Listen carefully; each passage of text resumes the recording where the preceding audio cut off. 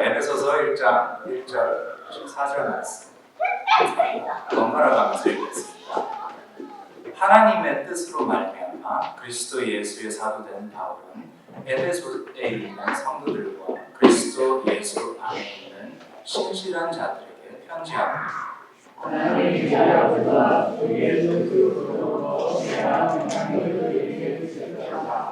찬송하리로다. 하나님 곧 우리 주 예수 그리스도의 아버지께서 그리스도 안에서 하늘에 속한 모든 신령한 복을 우리에게 주시려. 곧 창세전에 그리스도 안에서 우리를 택하사 그리스도 안에서 거룩하고 존귀케 하시고 그 기쁘신 뜻대로 우리를 예정하사 예수 그리스도로 말미암아 자기의 아들들이 되게 하셨으니 이는 나라서 우리의 모든 나와 그의 영광의 영광을 찬송하게 하려고 우리는 그리스도 안에서 그의 은혜의 풍성함에 따라 그의 피로 말미암아 속량 곧 죄사함을 받았느니라. 이는 그가 모든 지혜와 총명을 우리에게 주시리라. 그 뜻의 비밀을 우리에게 알리신 것이요 그의 기뻐하심을 따라 그리스도 안에서 때가 찬 경륜을 위하여 예정하신 것입니다. 하늘에 있는 것이나 땅에 있는 것이나 그리스도 안에서 우리를 위하여 하시니라.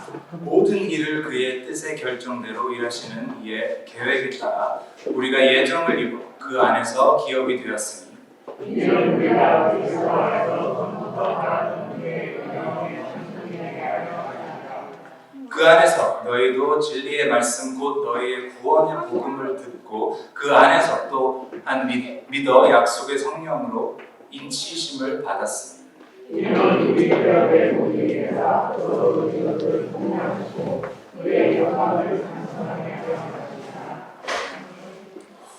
오늘 본문 말씀은 지금 저희 교회 영어부에서 현재 15주째 보고 있는 내용입니다. 아직 한 5주 정도 남아 있는데요. 여러분과는 그렇게 많은 시간을 갖지 못하기 때문에 오늘은 간략하게 같이 한번 보겠습니다. 아무래도 목사님이 제가 한국말이 서툴러서 잘못 쓴 줄 알고 제 설교 제목을 바꾸신 듯한데 오늘 제 설교 제목은 주님을 의지하고 계십니까가 아니라 주만 의지하고 계십니까? 우리가 그리스도인으로서 살면서 주님을 의지하며 살아가야 한다는 것을 모두가 압니다. 그렇지만 우리가 우리의 인생을 돌아봤을 때 과연 나는 주님을 얼마만큼 의지하며 살아왔는가? 라는 질문에 대답하기가 어려울 때가 많습니다. 예를 들어 여기에 대학 나오신 분들이 대부분일 테고 자녀가 대학 나오기를 원하시는 부모님만 있을 거라 생각이 됩니다. 왜 대학을 나와야 합니까? 여러분은 대학 졸업증을 의지하며 사시는 겁니까? 하나님을 의지하며 사시는 겁니까?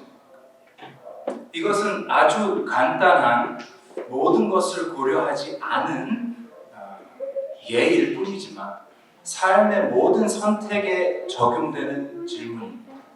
나는 내 계획을, 내 지혜를 의지하고 있는가? 아니면 하나님을 온전히 의지하고 있는가? 그래서 오늘 설교 제목이 주만 의지하고 계십니까?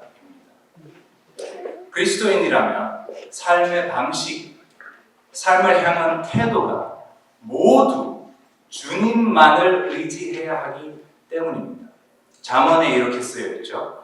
너는 마음을 다하여 여호와를 신뢰하고 내 명철을 의지하지 말라. 너는 범사의 그를 인정하라. 그리하면 내 길을 지도하시리라. 진정한 그리스도인은 주님을 끼고 사는 사람이 아니라 크리스찬 문화 속에 사는 사람이 아니라 크리스찬처럼 행동을 하며 그렇게 살도록 노력하는 삶을 해내는 사람이 아니라 그저 주님만을 의지하며 사는 사람입니다. 그래서 오늘 본문 말씀이 중요한 것입니다. 어떻게 죄인이 진정한 크리스찬이 되는지를 알려주기 때문입니다.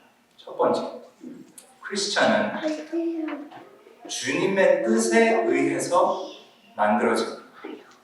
1절 보시면 하나님의 뜻으로 말미암아 나왔죠. 그 다음에 5절에 그 기쁘신 뜻대로, 9절 그 뜻의 비밀을 우리에게 알리신 것이요, 11절 모든 일을 그의 뜻에 결정대로. 죄인이 진정한 크리스찬이 될 수 있는 유일한 방법은 주님이 그런 뜻을 가져야 그 일을 죄인에게 행하는 것입니다. 주님이 하시지 않으면 아무리 인간이 아둥바둥 노력을 해봐야 진정한 구원을 받은 크리스찬이 될 수 없습니다. 그래서 구원받은 크리스찬이 되는 것은 은혜일 수밖에 없다는 거죠.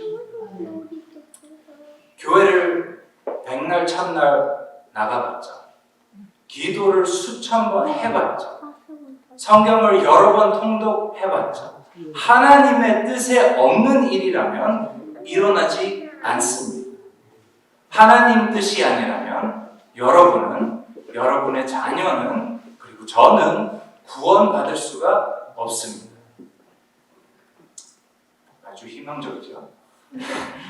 자, 이제 희망적인 좀 기쁨이 넘치는 부분으로 서서히 넘어갑니다. 두 번째는 크리스찬은 주님 안에서 만들어집니다.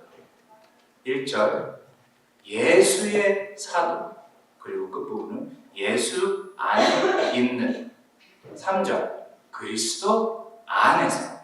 4절 그리스도 안에서. 5절 그리스도로 말미암아. 6절 그가 사랑하시는 자 안에서. 7절 우리는 그리스도 안에서. 9절 그의 기뻐하심을 따라 그리스도 안에서. 10절 그리스도 안에서. 11절 우리가 예정을 입어 그 안에서. 12절 우리가 그리스도 안에서. 13절 그 안에서 너희도 진리의 말씀 곧 너희의 구원의 복음을 듣고 그 안에서. 사도 바울이 더 이상 뻔하게 우리에게 이 진리를 알려줄 수는 없을 겁니다. 구원은 오로지 예수 그리스도 안에서 이루어지는 겁니다. 세상 천지 만물이 예수에게서, 그리고 예수를 위해서 창조됐듯이 그리스도인도 마찬가지로 예수 안에서만 만들어집니다. 그렇다면 하나님의 뜻은 언제, 어떻게 정해지며 예수 안에서 이런 일들이 언제 어떻게 일어날까요?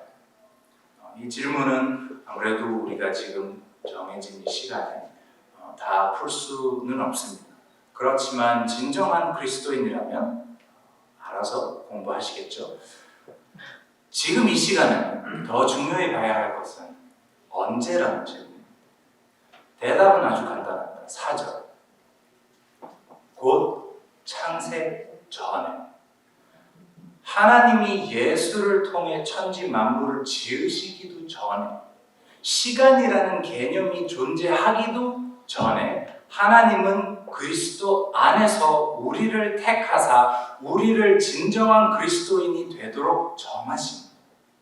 내가 어떻게, 언제, 왜 그리스도인이 될지 창세 전부터 계획하셔서 그 일을 완벽한 때에 맞춰 행하신다는 것입니다. 그렇다면 이 모든 일을 이렇게 하시는 이유가 있으시겠죠? 6절 그의 은혜의 영광을 찬송하게 하려는 것이다. 12절 그의 영광에 찬송이 되게 하려 하십니다. 그리고 마지막에 14절 그의 영광을 찬송하게 하려 하십니다. 하나님이 하시는 이 모든 일들이 그의 영광을 위한 것입니다. 이 시점에서 이제 우리가 질문을 할 수밖에 없습니다. 왜 하나님의 영광이 나에게 좋은 것일까? 하나님이 이렇게 하심이 왜 내 하루하루 살아가는 인생에 중요한 건가? 오늘 우리가 생각하고자 하는 질문과 연결고리 부분입니다. 하나님이 창세 전부터 계획하신 이 모든 일들이 나에게 좋은 일이어야만 주를 의지할 거 아닙니까? 주님만을 의지하려면 내 마음속에 다른 거 하나도 의지하지 않아도 나는 괜찮을 거다 하는 자신이 있어야 주님을 의지할 겁니다.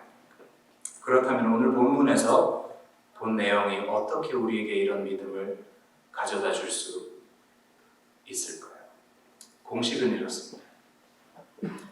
하나님은 모든 일을 그의 영광을 위해서 계획하셨습니다. 영광을 받으시는 방법은 창조물이 그를 찬양하는 것입니다. 그리고 창조물이 하나님을 찬양하는 이유는 그들이 필요한 모든 사랑이 충족될 때입니다. 창조물 중에 인간은 특별한 사랑이 필요하죠. 이것은 죄인이기 때문입니다. 죄인임을 해결할 수 있는 유일한 방법은 그 죄의 대가를 완벽히 대신에 누군가가 치르는 것입니다. 그래야만 죄인이었던 사람은 용서를 받고 죄는 마땅한 벌을 받게 됩니다. 그래야만 하나님은 공의로움을 유지하시면서 죄인을 구원해내실 수 있습니다. 바울 사도를 통해서 우리에게 하시는 하나님의 말씀은 창세 전부터 나는 너희를 택했고 너희의 죄를 해결할 방안을 이미 세웠고 그리고 내 계획대로 모든 것을 행했으며 이 모든 일들이 예수 그리스도를 통해서 너희에게 전달이 되었다. 전이나 지금이나 앞으로나 너희가 필요한 모든 은혜와 사랑을 너희에게 줄 것이다 하는 말씀입니다. 바울 사도가 로마서에 이렇게 표현합니다. 자기 아들을 아끼지 아니하시고 우리 모든 사람을 위하여 내주시니까 어찌 그 아들과 함께 모든 것을 우리에게 주시지 아니하겠느냐.